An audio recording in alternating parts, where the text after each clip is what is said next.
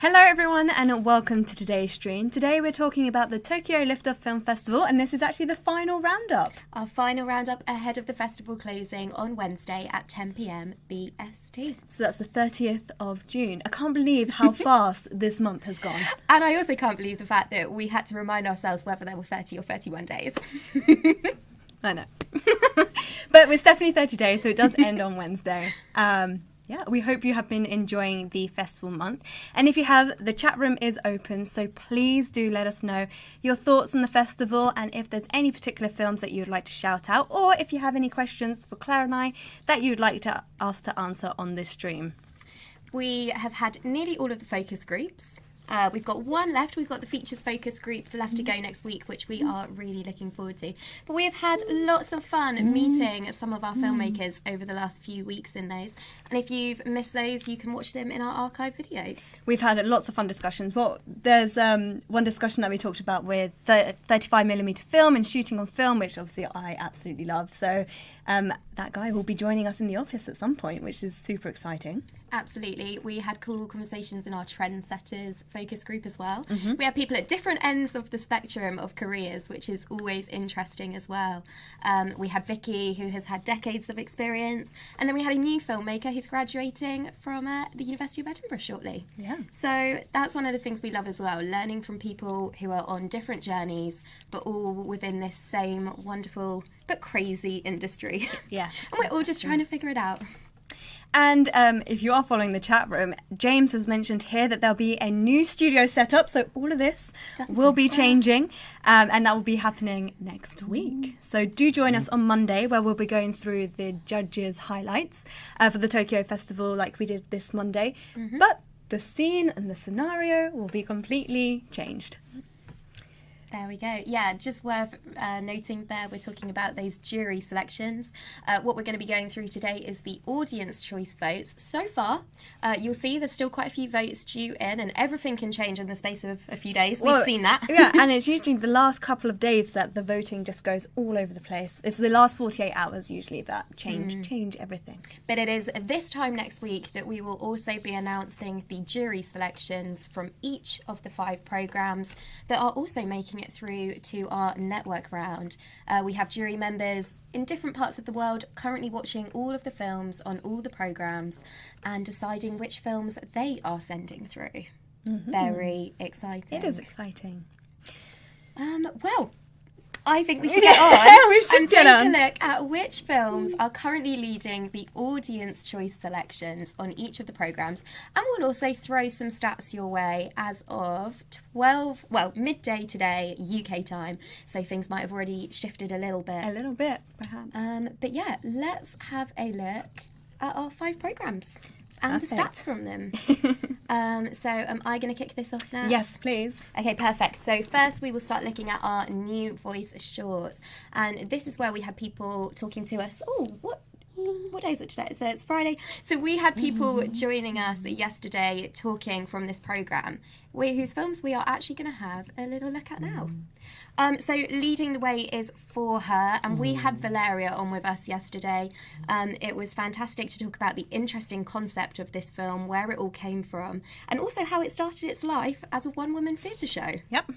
Very, very cool. So Valeria is based in Hong Kong, and this is her experimental student short film, which is currently on 22 votes. And I'm excited to see what happens after this, because this may be just one of further productions to come, which we did speak about. So yeah, definitely go and check this out. This is all about different stories within Hong Kong, which all started life from a survey that she did. Yeah, it was. What was it? A monkey survey or?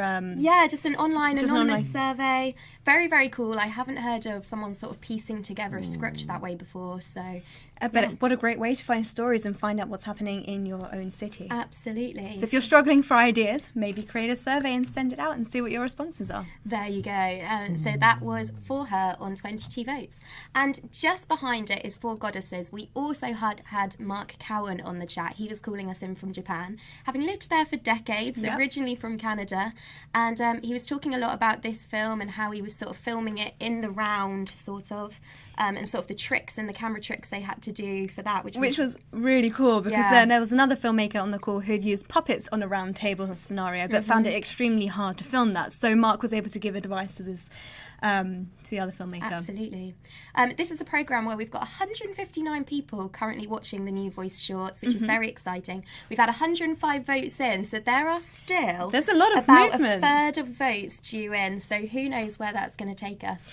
And this programme has done very well. We've had people tuning in from Sweden, Spain, Japan, and also Puerto Rico. And we are close to 1,500 playthroughs of short films on this programme. Amazing. So we're definitely going to surpass that by the end of the festival. Yeah. Everyone following this programme, make the most of the last few days. And if you haven't seen these two, we suggest checking them out. So that then, was New Voice Shorts. Moving on to Trendsetter Shorts, this was the focus group that took place on Tuesday, where we had 2 people join us for that call, and it was great to find their stories as well. But the films that we'll be highlighting today are Breaking Ground, directed by Jake Villadulid. This is a sci-fi, it's a drama, it's also got found footage and a VR film. So we don't actually get many VR films come through the platform. We love so them though, don't we? Super exciting to see this film as one of our audience's favourites, and I'm secretly hoping that it goes through just so that we can promote this other medium. Yeah, we love it. In fact, at our season awards, just to jump in here, we always have a whole space dedicated to screening VR content, and we can't get the guests out of that room. No. Everyone's got the cool headsets on, they're in their own world, and it's a wonderful time to be able to screen different types of media, as you said. Lovely. Very cool. And then we also have Songs of the Open Road, the story of the Southern California Youth Chorale by Melissa Dowler. So thank you again for joining us on the call the other day. It was great hearing your story. And if you want to find out more about Melissa's story, then head over to that focus group. Yeah, that was interesting because we had Vicky on telling us about how she reached out to Melissa to come on board, didn't we? Yeah, really, really cool. So this is a short documentary. Fantastic. And then we have our Judges Select programmes, which has currently got 82 people watching this programme. We've got 68 votes in, so there's still a few to come trickling in for those who have not yet decided their 2 favourites. We've got Irises, which has been leading the way for pretty much the whole festival at the moment, so lots of people loving this film from the USA, on 11 votes, about a mother's funeral and the 2 children confronting that situation and talking about identity. Very cool. And then Takeout, directed by Tancredi Cascio from the UK, also on 11 votes. Which we mentioned last week in the stream, so it's managed to hold on to its position within the audience's votes. Yes, a seemingly content married couple, we were talking about this just earlier, are tending to household tasks within their luxurious apartment. And that definitely leaves you thinking, well, what's the story? Seemingly content there. And we were also talking about log lines, because there's not much giving away in this description here. And the irony behind this log line with the seemingly content in their luxury apartment. So Seemingly. Seemingly. Something is wrong there. You see, we were talking about, we were speaking with a filmmaker who says that the key to a log line is that there's got to be something ironic within it. This was what they thought anyway. Yeah, they thought that was the key to it. Like, if you can underpin some kind of irony in the story or the setting or the genre, whatever it is, that's the magic. That's the magic trick. The magic flow, yeah. Whatever it may be. But yeah, and it's definitely seems to be working here. Maybe that's a strong UK what's it called when you put it all together? Formula. Formula, yes. Yes. Exactly. So the Judges Select Shorts has currently had 821 playthroughs from countries of the USA, South America, Russia, and Denmark. Amazing. Yeah. So moving on to Trendsetters feature. So this is a program that has had currently 286 playbacks. And it, again, a strong audience connection from the USA and the UK, Switzerland, and a lot of viewers tuning in from Japan. Of course. Amazing. So The Cards That We Dealt, directed by Jennifer Davis and Andre Blaze Rogers. We spoke about this film last week as well, I believe. And we did. Yes, it's exciting to be able to talk to the filmmakers next Thursday in the focus group. So we hope that they'll be joining us there as well. Absolutely, looking forward so to this it. is that was a documentary feature, roughly 127 minutes long. Amazing. And then we've got another documentary feature here, but this is a new one that we haven't mentioned before. This has suddenly sort of gone up in the charts, I was going to say. It sounds like the music charts. Yeah. Delhi Dreams, directed by Yamini Dean and Christoph Schaefer from Switzerland. A wonderful true story here about Delhi's largest community of traditional artists, which is very cool. So tune into this one to hear them see about puppeteers, singers, dancers, and all sorts of daily wage workers from India, but an area that the government are sadly looking to demolish. I feel that poster literally screams the tone of the piece, like it's the cool, oranges and the cool and the dust and the quirky house on someone's head. It really, really, really captures what is trying to be said in the logline. Amazing. So then the final programme, the Judges Select features. So we have currently had 73 playthroughs with 22 people currently viewing, so lots more votes to come in. And places from Australia, Japan and Belgium are watching this programme at the moment. Amazing. And Why We Fight, still at the top there on 10 votes, directed by Jeremy Norrie. A feature doc again here. So the feature docs are doing really well this festival. People are enjoying the documentaries. This is all about combat sports and how fighters sort of persevere within that world. So there we go. If you're looking for something martial arts, go and check it out. And then La Flamme Rouge, directed by the Mays brothers, a German film here, not far behind at all on 9 votes. But this time a feature live action narrative about a traumatic night unravelling the life of a cycling champion. There we go. There we go. So they are the films that are currently in the lead on the audience's choice. We will find out next week what movement has been going on, and obviously we'll be announcing that. But also do turn in. Oh my god, I can't even speak anymore.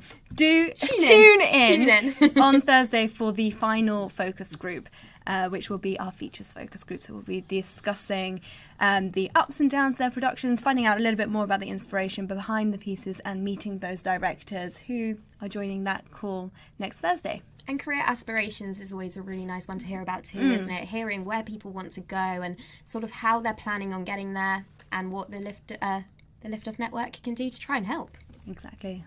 Amazing. And speaking of what we can try and do, a lot of that is all about networking and bringing you guys together. So we have the Hub. The Hub. There are so many people, or so many filmmakers on here who joined up from the Tokyo Festival. So I do hope that you're using all of the benefits, including the Online Now feature, where you can connect to the filmmakers and directly message them. So if you have taken part in any of the focus groups or want to reach out to any particular filmmakers that are part of your program, or a film that you've watched as part of the Tokyo Festival, the likelihood is that the filmmakers will be here. So do reach out to them, connect and network. You've got ways of filtering people who are nearest to you. You can look at what people have tagged themselves as, in terms of if you're looking for screenwriters or if you're looking for directors, producers, all that sort of thing. But then also we've just got all sorts of conversations going on here. Lovely to see people engaging. This was actually somebody who was chatting away. Daniel was on the Hub talking about his career experiences, and co-founder James sort of thought there's more that we can dive into there. And sure enough, it was so interesting to hear about his career as a writer in different mediums, theatre, graphic novels, and screenwriting for film. So we got him on our YouTube channel and we interviewed him. And here it is. And here it is. So yeah, anybody interested in like grasping different opportunities from different places, or of course in particular screenwriting, go and check out our video with Daniel, because he was great to speak to, very inspiring. And it turns out Daniel is hoping to come to London towards the end of the year, COVID permitting. So if that is the case, we've invited him here to Palmy for the day, so we can delve further into those conversations and just meet Daniel. Absolutely. And James will be doing another workshop on YouTube next week. This one is all about taking next steps in your film career, so do tune in for that too. It's important to note here that this is for our professional members only, and if you are part of the network or part of the hub, you can head over to the Help Centre and find out how you can become a professional member and upgrade. And speaking of YouTube, we have got our filmmaker retrospective now, which means that every other Friday we are bringing you top class award-winning short film content of all styles and genres from all over the world, free to watch and learn from and just love. So last week we released Game, directed by Jeannie Donahoe, and this was a fantastic socio sports short film that we screened back in 2017. It was nominated for 17 awards at the Lift of Season Awards, and so far lots of people have been commenting away and connecting with Jeannie on the YouTube channel. Absolutely. So next week we do have the next one, which is Dominant Species, a wonderful sci-fi with a twist, which we'll be talking about a lot in the next coming days, and that will be released on Friday, so do tune into that. Amazing. As we said, this festival is live until Wednesday, 10 p.m. BST. So enjoy the rest of your time watching, and if you still haven't placed your audience choice votes, you have until then to do so. And then on Friday, we'll be announcing which finalists are through to be migrated to our network round. Yeah, exciting times. From there, of course, we'll be deciding who are the festival winners, audience choice awards, and season award nominations. There we go. Have a wonderful weekend. Enjoy watching the films, and we will see you here on Monday. Have a wonderful weekend. Bye. Bye.